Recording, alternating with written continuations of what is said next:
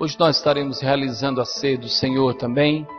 A ceia, inclusive, será dirigida pelo pastor Kennedy Moura. Porém, nós faremos uma meditação nesses instantes para que a palavra de Deus possa estar em nosso coração e nós possamos também ser alimentados pela mesma nesse momento.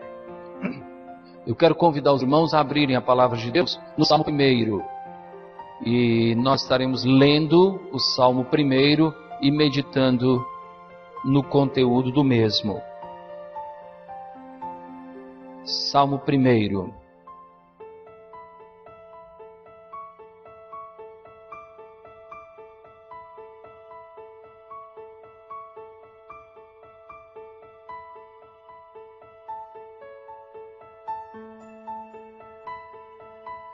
Bem-aventurado o homem que não anda segundo o conselho dos ímpios, não se detém no caminho dos pecadores, nem se assenta na roda dos escarnecedores. Antes o seu prazer está na lei do Senhor, e na sua lei medita de dia e de noite. Ele é como a árvore plantada junto à corrente de águas, que no devido tempo dá o seu fruto, e cuja folhagem não murcha, e tudo quanto ele faz será bem sucedido. Os ímpios não são assim, são porém como a palha que o vento dispersa. Por isso os perversos não prevalecerão no juízo, nem os pecadores na congregação dos justos. Pois o Senhor conhece o caminho dos justos, mas o caminho dos ímpios perecerá. Amém. Amém. Nós estamos diante de um dos salmos mais conhecidos, é o Salmo 1, cujo autor é desconhecido. Nós não sabemos o autor desse salmo, mas nós encontramos no Salmo 1 mensagens extremamente oportunas para a nossa vida, para todos os momentos que vivemos. A verdade, meus irmãos, é que apesar do livro dos Salmos ser uma coletânea de hinos, o livro dos Salmos é uma coletânea de hinos, ele é mais que um hinário. No livro dos Salmos nós encontramos instruções, orientações, ensinamentos ricos da bondade de Deus, do amor de Deus, ricos da justiça de Deus, ricos de atributos pertencentes somente ao Senhor. É um livro belíssimo. No livro dos Salmos nós encontramos a ênfase à evangelização, nós encontramos a ênfase à consagração de vidas. No livro dos Salmos nós encontramos a ênfase à comunhão. No livro dos Salmos nós encontramos a ênfase ao temor a Deus. Encontramos, portanto, inúmeros assuntos que falam a respeito da nossa vida com o nosso Senhor, da nossa comunhão com o nosso Criador, da nossa comunhão com aquele que nos salvou. Esse salmo, que é o Salmo 1, ele trata, em linhas gerais, de dois caminhos. Se são dois caminhos, são dois destinos. Não é preciso ser extremamente sábio, inteligente, preparado intelectualmente para saber que caminhos diferentes nos levam a destinos diferentes. Estradas diferentes nos levam a destinos diferentes. E o texto fala a respeito dessa realidade. A realidade humana, a realidade da nossa trajetória de vida, a realidade dos nossos caminhos, o caminho de um e o caminho do outro.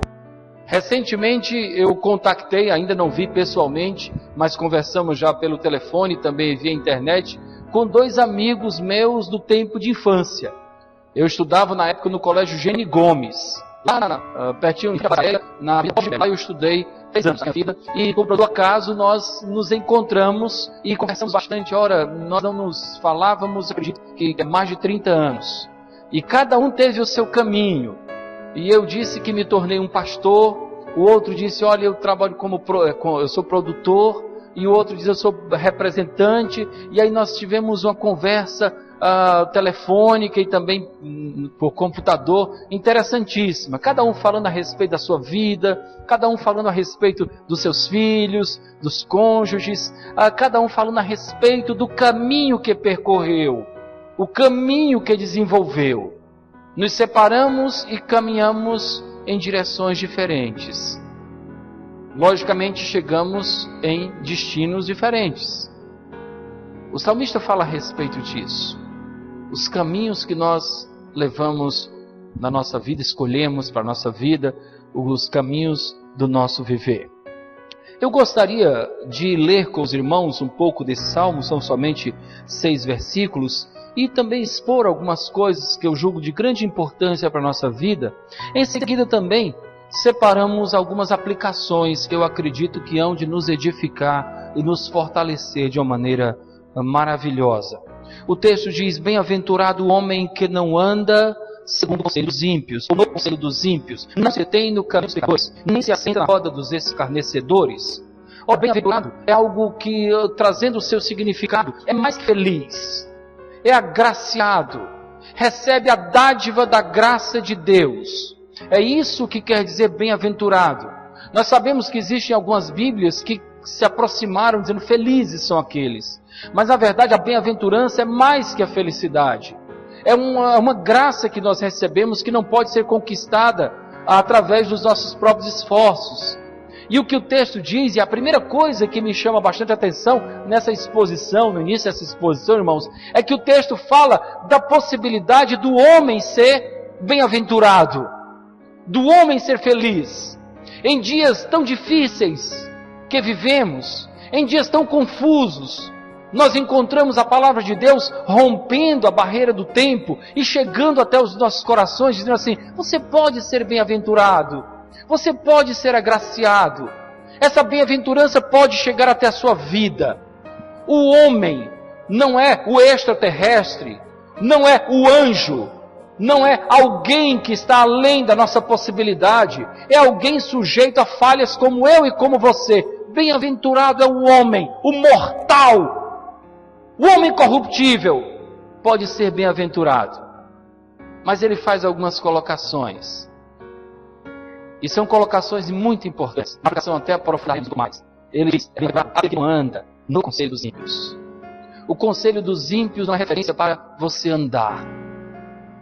A sua caminhada não deve ter como referência o conselho de ímpios. E quantos de nós já não nos apanhamos tomando as nossas decisões a partir de conselhos de ímpios, que chegam até nós por pessoas, por mídia, por influências das mais diversas.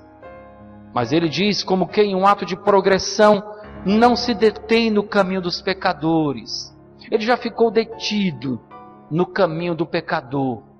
E depois diz, não se assenta, não se acomoda, não se sente confortável na roda dos escarnecedores. É como um ato progressivo. Anda, se detém e depois se assenta. Mas o texto continua dizendo assim: ao invés disso, o homem bem-aventurado tem o seu prazer na lei do Senhor, e na sua lei medita de dia e de noite. A sua satisfação está naquilo que Deus deixou como sendo a sua lei, o seu desejo, o seu propósito, a sua vontade. Muitas vezes nós nos distanciamos tanto daquilo que corresponde à realidade que Deus espera de nós. Recitamos como que memorizado que a vontade de Deus é boa, agradável e perfeita. Mas nós não paramos para perceber que a vontade de Deus é revelada na sua palavra. A lei do Senhor é a palavra de Deus, que representa exatamente a vontade do Senhor para a minha vida. Aquilo que eu encontro, o caminho que eu devo percorrer. Nós somos confusos muitas vezes como aqueles que seguiam a Jesus, como aqueles que diziam: qual é o caminho, Tomé? Senhor, mostra-nos o caminho, qual é o caminho? E Jesus então: mas olha, Tomé, há tanto tempo eu estou com vocês, eu sou o caminho, eu sou a verdade, eu sou a vida. Para que você não fique pensando: mas qual é a lei de Deus que eu devo ter prazer, pastor? A lei de Deus é a sua palavra, é a representação da sua vontade, é a representação do seu propósito.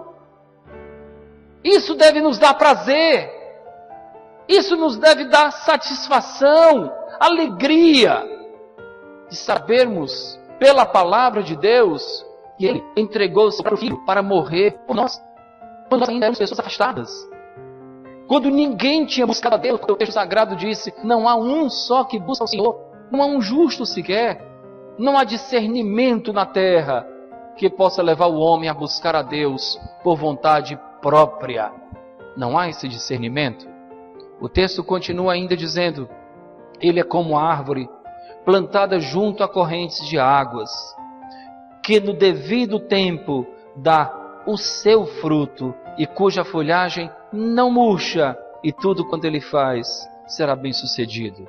Olha, em outras versões diz, e tudo quanto ele faz prosperará. Não está errado.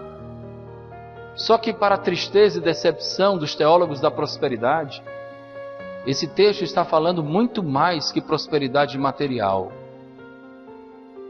Acredite que Jesus Cristo não ia verter um sangue precioso para que você tivesse um carro novo, não, meu irmão. Acredite que Jesus não ia verter um sangue precioso simplesmente para que você tivesse uma casa nova, não, meu irmão. Ele verteu um sangue precioso para que você tivesse os seus pecados perdoados. A prosperidade espiritual é a prosperidade que parte do perdão. Quando ele mediante o sacrifício do seu Filho para as iniquidades, quando ele justifica o seu poder, quando ele a nossa vida e faz com que nós nasçamos de novo, quando ele cria em nós uma nova natureza, uma natureza espiritual e não mais uma natureza corrupta. Essa é a prosperidade. E é interessante que esse texto é extraído muitas vezes e aplicado fora de contexto. O texto diz que tudo que fizer vai prosperar, está aqui, mas tem que olhar antes. E eu quero dizer uma coisa com toda convicção: o homem que tem prazer na lei do Senhor, o homem que medita na lei do Senhor dia e noite, não vai buscar a prosperidade material, porque isso é minimizar, é empobrecer o propósito de Deus para a nossa vida. Quanto mais nos aproximamos de Deus pela sua palavra, mais nossas intenções, nossas inclinações, nossos desejos, nossas ambições são trabalhadas de uma maneira espiritual. Passamos a querer coisas diferentes, passamos a modificar nossa escala de valores, passamos a buscar aquilo que de fato tem sentido para a vida, passamos a buscar a paz com Deus mediante o seu Filho, porque esse é o propósito do sacrifício vicário do Senhor Jesus Cristo. Tudo quanto Ele faz será bem sucedido. Por quê? Isso é muito importante também a gente pensar, porque muitas vezes, pensa comigo aqui, preste atenção nisso. As coisas que nós já fizemos, nós já fomos bem sucedidos, honestamente, vamos observar essas coisas, início, quando eu falo início, é início mesmo, motivações, motivos, desenvolvimento e conclusão. Aquilo que fizemos e não foi bem sucedido, estava de fato diante do nosso Deus? Foi de fato consagrado a Deus desde o início? Porque tudo o que é feito mediante a ação de Deus é perfeito. É perfeito. Muitas vezes nós temos casamentos fracassados, mas quando nós vamos olhar a história do casamento, realmente ele não foi colocado diante de Deus, não. Muitas vezes nós temos planos frustrados, e a gente olha com toda sinceridade e honestidade, não foram planos colocados diante do Senhor, não foram planos que estavam em sintonia com aquilo que Deus espera de nós. A palavra de Deus diz que o nosso Senhor não tem nenhum propósito que possa ser frustrado. Jó diz assim, bem sei que tudo podes e nenhum dos teus planos pode ser frustrado. É verdade isso, igreja, ou não? Amém? Amém. Isso é verdade. Nenhum. Se é plano de Deus, não é frustrado. O problema é que nós, em nossos impulsos, o problema é que nós, em nossas inclinações humanas, os nossos projetos, fazemos coisas que nada tem a ver com o plano de Deus e nós frustramos. E tantas vezes queremos culpar Deus, queremos culpar o diabo. Só falta dizer, tem gente que só falta dizer assim, pastor, eu estou decepcionado com o diabo, porque ele foi ruim comigo. É mesmo, você queria que ele fosse bonzinho com você. Ele é o inimigo. Nós temos que nos decepcionar conosco. Conosco. Porque não colocamos os planos diante do Senhor. Bem sei que tudo pode, nenhum dos teus planos pode ser frustrado, dizia Jó.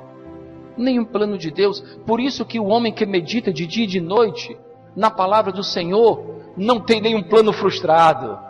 Tudo que ele faz dá certo. Porque ele fez na presença de Deus. Porque ele colocou-se diante da soberania de Deus. Porque ele fez usando não a sua sabedoria, mas a sabedoria divina. Porque o plano não era seu, era de Deus. Deus é bom, é perfeito. É por isso, não é uma mágica. É consequência de uma vida em comunhão com Deus. Não foi à toa que o Senhor Jesus Cristo disse: olha, se vocês permanecerem na minha palavra, vocês serão meus discípulos. Aí conhecereis a verdade, e a verdade vos libertará da incredulidade, do materialismo, das ambições humanas. Aí sim. Mas se você permanecer na minha palavra, dizia Cristo, se permaneceres na minha palavra, vocês serão meus discípulos, conhecidos como tais. E aí a verdade vos libertará. Como consequência do conhecimento, vocês vão de ter da verdade. Tudo quanto faz é bem sucedido. Muito bem. Depois diz assim: os ímpios não são assim. São, porém, como a palha que o vento dispersa. E essa é uma expressão tão forte. Porque assim, o normal, pensa comigo aqui. Olha para mim aqui. O normal, se a palavra de Deus está dizendo que aquele que é bem-aventurado, o homem de Deus, é comparado a uma árvore cuja folha está verde, que ele dá o seu fruto no tempo certo. Tá? Então, seria mais lógico. O ímpio não, o ímpio é uma árvore seca. Não é, mas nem isso não. O ímpio é uma palha do vento. Dispersa. Daqui a pouquinho eu vou trazer uma aplicação, e para mim fala muito coração dessa realidade do homem sem Deus. E eu acredito que se você chegou aqui sem Deus, diante disso, com o Espírito Santo tocando na sua vida, eu acho que no mínimo você vai pensar em se voltar para Deus. Depois ele diz: é por isso que os perversos não prevalecerão no juízo. O que é prevalecer? Está acima do juízo. Não vai suportar o juízo. O perverso não suporta o juízo de Deus. Porque há perversidade no seu coração.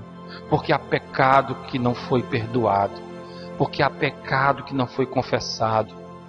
Porque há pecado que ainda não foi devidamente lavado pelo sangue do Senhor Jesus. Ele não prevalece no juízo. Ele não consegue suportar o juízo de Deus. Porque o juízo de Deus penetra lá no mais profundo da alma, lá no mais profundo das entranhas, encontrando cada um dos nossos desacertos, cada um dos nossos erros. Jamais o perverso, o ímpio, o pecador não perdoado poderá prevalecer no juízo de Deus. Nem os pecadores prevalecerão na congregação dos justos. E essa ideia é muito interessante. Eles não vão aguentar permanecer em uma congregação de justificados. Vê como isso é importante. Pensa comigo aqui, presta atenção. Vejamos como é importante uma igreja santa. Uma igreja fiel à palavra. Uma igreja que de fato busca levar Deus a sério. Por que tantas pessoas que são percebidas como pessoas que ainda não nasceram de novo fazem estragos em igrejas? Inclusive travestidos de líderes. Porque na própria igreja a carnalidade, o pecado é encoberto, é escondido, é camuflado. O texto não está falando do aspecto eclesiástico, está falando de uma congregação de justificados. Eu tenho dito, inclusive quando eu estava pregando lá em Corrente, eu falava sobre essa ideia, igreja onde eu pastoreei, E eu dizia assim, olha, nós sabemos que existe o joio, mas nunca nos esqueçamos que a plantação é de trigo. A plantação é de trigo. O joio pode existir, pode ser arrancado, mas não podemos jamais permitir que a plantação seja de joio e o trigo seja uma exceção.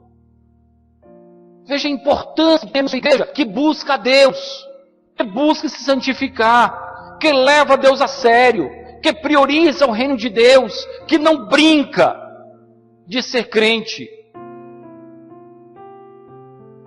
Nem os pecadores vão prevalecer, vejam bem, porque é a mesma coisa, não vão prevalecer na congregação dos justos. Aí, para terminarmos essa explanação, pois o Senhor conhece o caminho dos justos, mas o caminho do ímpio perecerá. O Senhor conhece o caminho dos justos. De eternidade a eternidade, o Senhor conhece o caminho dos justos. Ele conhece a nossa vida. Como eu costumo dizer, Ele sabe da nossa história de vida. Ele sabe de onde nós viemos. Ele sabe o que percorremos até chegarmos aqui. Ele conhece o nosso caminho. Ele sabe das marcas. Porém, Ele sabe acima de tudo que um dia o sangue do Seu Filho alcançou a nossa vida, nos purificando de todo pecado. Ele sabe que aquilo que pertence à vida velha ficou para trás, porque se alguém tem Cristo, é nova criatura, as coisas velhas já passaram. Eis que tudo se fez novo. Ele conhece o caminho de Deus. E como Deus conhece, às vezes nós queremos explicar para Deus, né? Olha, Senhor, não sei se o Senhor está lembrando de mim, eu sou aquele que veio lá do Pio XII. Não sei se o Senhor está lembrando de mim, mas eu sou aquele que passei por isso, por aquilo. Não sei se Deus conhece o nosso caminho. Por isso, conforme nós falamos aqui no domingo passado, nós não decepcionamos Deus nunca, porque Ele sabe quem nós somos. Ele já sabia que Pedro ia negá-lo. Ele já sabia que Judas ia traí-lo. Ele já sabia que você ia reagir dessa forma, como você tem reagido à palavra, aos desafios da palavra de Deus. Ele conhece o caminho do justo, mas o caminho do ímpio perecerá. Não tem como não perecer. Vai perecer sim. Amados irmãos, eu gostaria de compartilhar com os irmãos algumas coisas que eu julgo de grande importância a partir do texto que lemos. São aplicações, são poucas. Hoje é dia de ceia. Nós destacamos 3 coisas desse texto. O texto apresenta, primeiramente, o retrato do justo. Guarda comigo aqui. Vem comigo, preste atenção. O retrato do justo. Os versículos 1 e 2 mostram o retrato do justo. Primeiro, o justo é descrito pelo que ele evita. Pelo que ele evita. E é tão curioso isso, porque quando nós pensamos em um homem justo na Bíblia, nós podemos nos lembrar de tantos, Jó. Mas eu fico tentado a me lembrar de Daniel, que estava lá no palácio babilônico, que foi preso lá no palácio babilônico. Daniel, que se negou a comer das iguarias do rei babilônico. Daniel, que sabendo que ele era hebreu e nada poderia mudar a sua nacionalidade, mas ele não quis se parecer com o babilônico. Ele sabia que no momento que ele comesse da comida do rei babilônico, ele sabia que no momento que ele passasse a apreciar o vinho babilônico, as mulheres babilônicas, no momento que ele começasse a se envolver com a cultura babilônica, mesmo sendo um hebreu, ele seria um hebreu com babilônico. Um hebreu parecido com um babilônico. Em nossos dias, quantos cristãos têm se alimentado e se fartado da dieta do rei deste mundo? Pessoas que se dizem cristãs, mas a cara é de pagão. O comportamento é de pagão. A dieta é de pagão. As opções são de pagãos. O justo, então, é retratado inicialmente como alguém que evita. E como eu falei na explanação, há uma progressão nas ações, do menor ao maior compromisso. Do menor ao maior compromisso. Andar, se deter e se assentar. Andar, eu ando sem compromisso, mas está andando. Não tem problema não, eu estou só aqui dando uma voltinha com a galera. Não, é só aqui no cafezinho, no trabalho. Não, isso aqui é a turma do condomínio. Eu só estou andando sem compromisso. Não vou me envolver com isso. Esse é o andar. Esse é o andar. Depois, se deter é se prender àquela realidade. Eu ainda não estou completamente entregue, mas é tão legal. Já marcamos todo sábado. Se deter. Eu já coloquei na minha agenda aqui. E depois, assentar-se.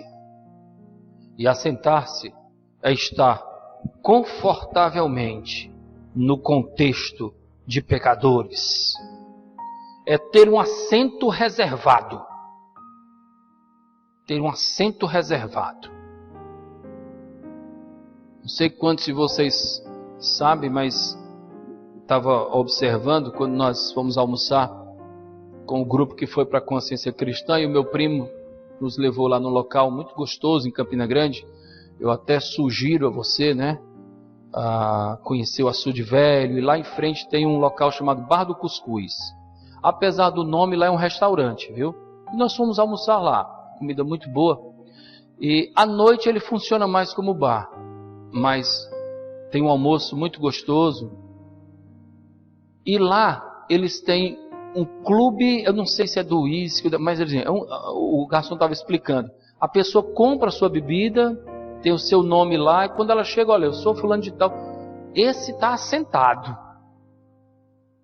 Cadeira marcada. Não é assim? Cadeira marcada. É o assento.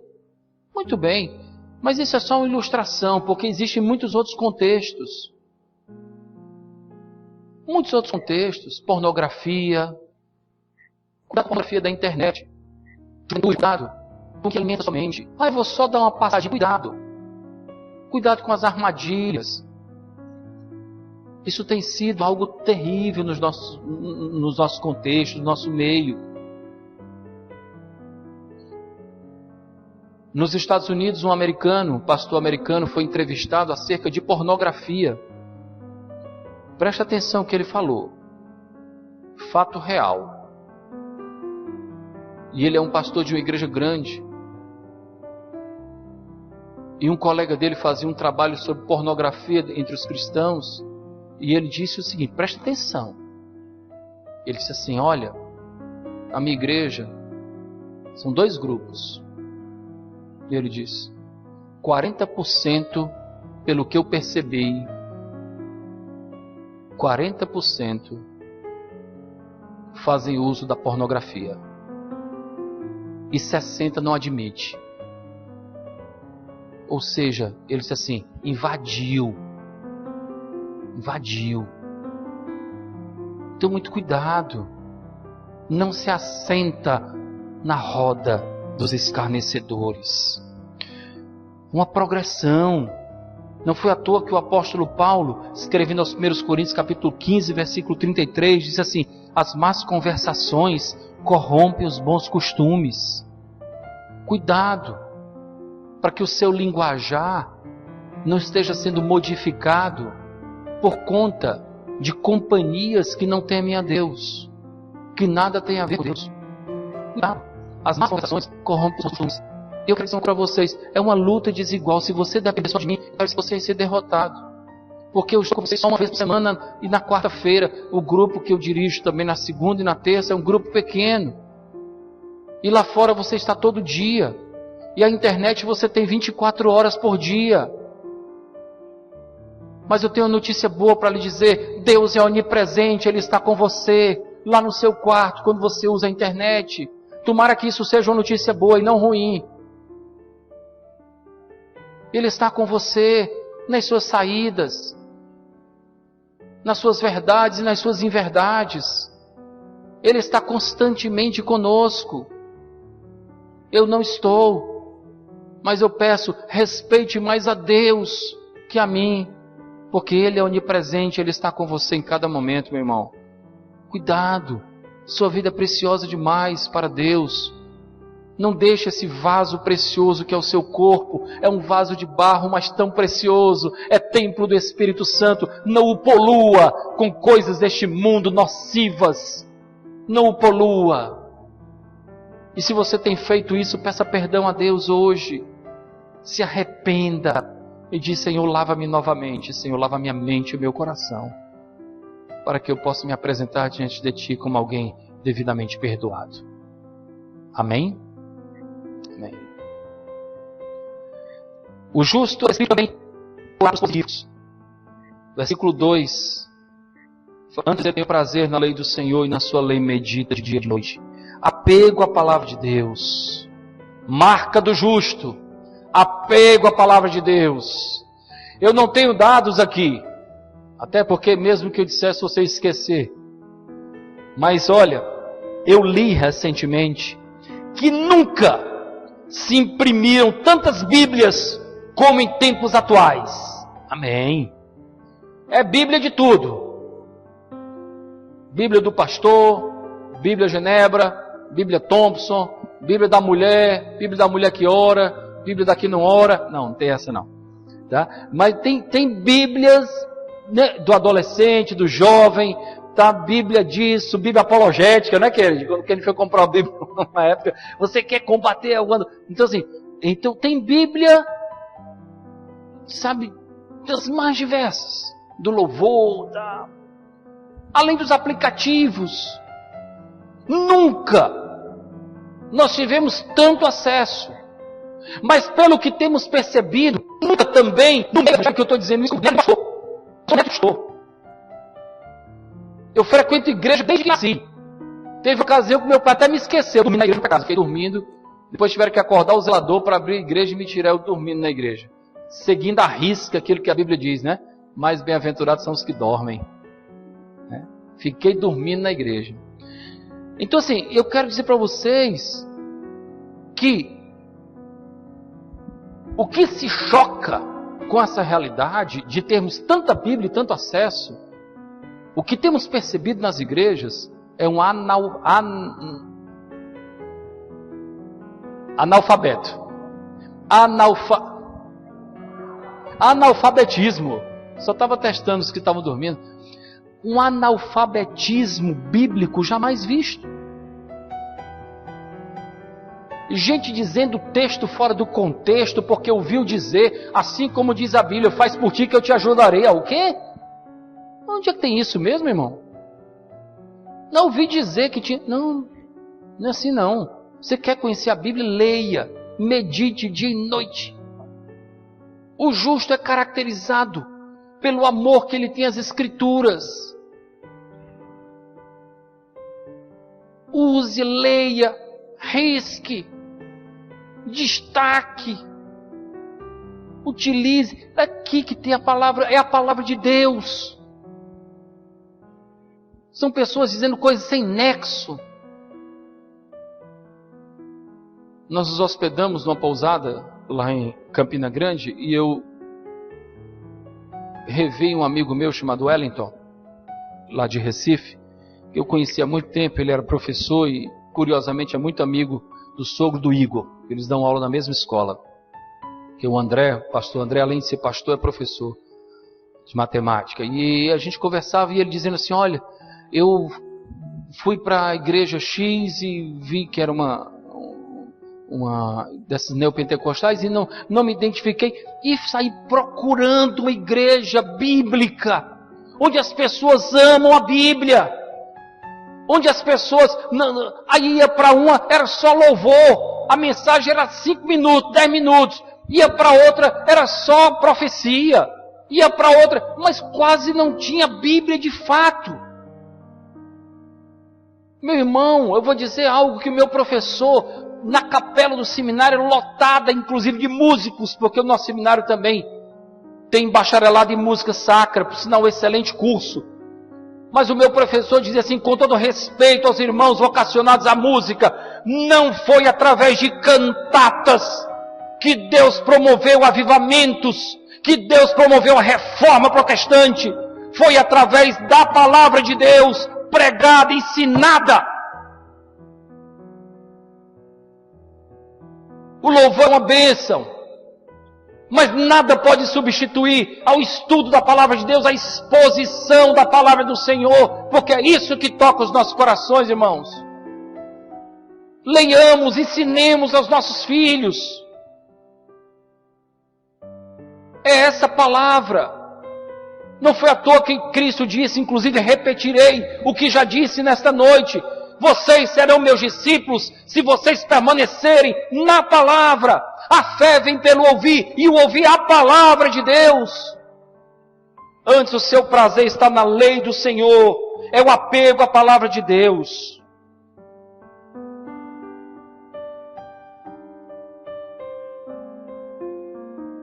Seus pensamentos têm como elemento balizador a palavra de Deus. Medita de dia e de noite. É isso que quer dizer. Cada pensamento. Vocês já perceberam quando a gente está com Deus? A gente sempre tem que falar algo da palavra de Deus, porque ela está na veia. Eu já usei a ilustração do pastor Kennedy. Logo quando ele chegou na igreja, e eu sou muito curioso em várias áreas, eu amava ele mostrando, conversando sobre as peças na advocacia, que por sinal é um excelente advogado. Se você precisar, fale comigo, que eu lhe apresento ao Dr. Kennedy. Mas assim, nós tínhamos tantos assuntos, não era, pastor? De um tempo, que já faz tempo, graças a Deus, para cá, não tem como. É palavra, é conversar sobre a palavra de Deus. Acima de tudo, conheça a palavra de Deus. Procure conhecer, procure estudar, procure aplicar, medite na palavra de Deus. Por sinal, eu quero até dizer que é um ótimo remédio para a insônia, viu? É um ótimo remédio para a insônia. Você está com preocupações e toda, você começa a ler os provérbios, aí começa a meditar, e aí você tem o sono conciliado. O justo, segundo ponto, primeiro o retrato do justo, né? Segunda aplicação, o justo e o perverso. O ímpio, homem sem Deus, você pode usar a expressão que quiser. Versículos 3 e 4, né? Rapidamente aqui, o justo é comparado a uma árvore frutífera. Uma árvore que produz o seu fruto com regularidade. Uma árvore cujas folhas são verdes. O aspecto dela é boa. A grande verdade é que Deus trabalha a nossa vida por completo. Deus trabalha o nosso viver. Ele começa pelo coração, mas o semblante vai mudando. Já percebeu uma vez? Houve uma convenção batista lá no Rio de Janeiro, e eu tenho um tio que morava em São Paulo, e ele foi dirigindo, foi de carro de São Paulo para lá, e aí eu me encontrei com ele lá, e dizia: "Aí, tio, foi tudo bem?" A viagem? "Tudo bem, rapaz, a estrada só tinha crente." Eu disse: "Como é que o senhor sabe?" "Pela cara. Pela cara, pelo que diz." "Só tinha crente." Cara, Deus trabalha a nossa vida fora. O povo crente é diferente, não tem como. As folhas são verdes. As folhas são verdes. Produz o seu próprio fruto no tempo adequado. Isso é tão interessante, porque Deus, enquanto árvores, Ele nos deu frutos diferentes, maneiras diferentes. Maneira de frutificar diferente. É uma árvore frutífera. Como árvores que extraem o sustento da água e do solo, o justo busca o seu sustento na palavra de Deus. Na palavra do Senhor. Eu tenho dito, vez por outra, em nossa igreja: enquanto árvore, não se preocupe muito com o tamanho da sua copa. Aprofunde as raízes no coração de Deus. E você vai ter o suficiente para ter as folhas verdinhas. Às vezes a gente se preocupa tanto com o tamanho da nossa copa. Ah, mas tem um pastor ali que está, né, tendo um ministério. Meu irmão, o tamanho da copa é problema de Deus. Nós temos que aprofundar as nossas raízes. Ah, o fulano de tal é uma bênção. Eu queria ser uma bênção como ele. Ah, eu queria... Não. Aprofunde as raízes. Deixe o tamanho da sua árvore com Deus. O tamanho da sua sombra é uma questão de Deus. Simplesmente da água e do solo. Perverso, o ímpio, algumas características. Ele é apenas a palha que o vento dispersa.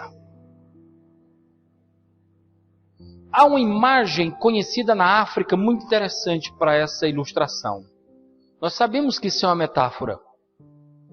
Mas veja o que é a imagem do africano. Na colheita de cereais, presta atenção que é importante. Os grãos pesados caem no chão ou em uma cesta para serem guardados. Enquanto que a palha, que é leve e sem valor, é levada pelo vento. Levada pelo vento. Vale nada. E retrata a leviandade do homem sem Deus. E eu tive a curiosidade de observar a etimologia da palavra leviandade. A palavra leviandade vem do latim leves, que quer dizer maneiro, leve, que não tem valor algum. Não tem valor algum. Pouco peso, sem valor. Retrata a leviandade daqueles que vivem sem Deus, levados pelo vento. Por isso, você chegou aqui sem Deus hoje, você vai no mínimo repensar. Eu quero ser uma palha seca, levada pelo vento. Eu não quero ter uma vida leviana. Eu quero ter uma vida pesada, uma vida no coração de Deus. Ele é como uma palha. Nem uma árvore seca é, nem um galho é uma palha que é levada, porque não tem peso. E para nós concluirmos, a terceira aplicação fala a respeito do julgamento divino. Eu falei no início que o texto em si tem como tema, todo o capítulo, 2 caminhos, 2 destinos. Caminhos diferentes, destinos diferentes. Julgamento divino. Os ímpios, sem Deus, não prevalecerão no juízo, nem na congregação dos justos. O seu caminho conduzirá à perdição. Perecerá. Não tem jeito.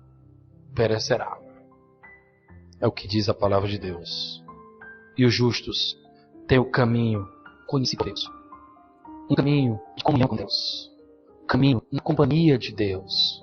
Na orientação de Deus. No consolo do seu Espírito. No consolo do Espírito Santo de Deus. Essa semana faleceu um irmão que foi já na igreja que eu pastoreei e eu conheci desde antes de ir para o seminário. Eu fui ao culto fúnebre, tem uma palavra inclusive lá, a família, e eu estava pensando como é diferente o enterro de um crente. Como é diferente. E como é triste a morte de alguém que não conhece a Deus. Como é triste saber que é um caminho que conduz à perdição. O caminho do ímpio perecerá. O justo tem o consolo do Espírito, tem a direção do Espírito, tem a bênção da companhia de Deus, tem a bênção da companhia dos irmãos, tem a bênção de saber que nunca estamos sozinhos. Se subir aos céus, lá tu estás. Se for até o mais profundo abismo, lá tu estarás. Se for até a extremidade do oceano, até ali a tua mão guiará. O importante não é o local, o importante é que nós estamos. Estamos com Deus no céu, no mais profundo abismo ou no extremo do oceano. estamos com Deus. O caminho do justo é conhecido pelo Senhor. Concluo com um versículo bíblico dito pelo Senhor Jesus Cristo, Lucas 11, 28. Bem-aventurados são os que ouvem a palavra de Deus e aguardam. Amém. Amém.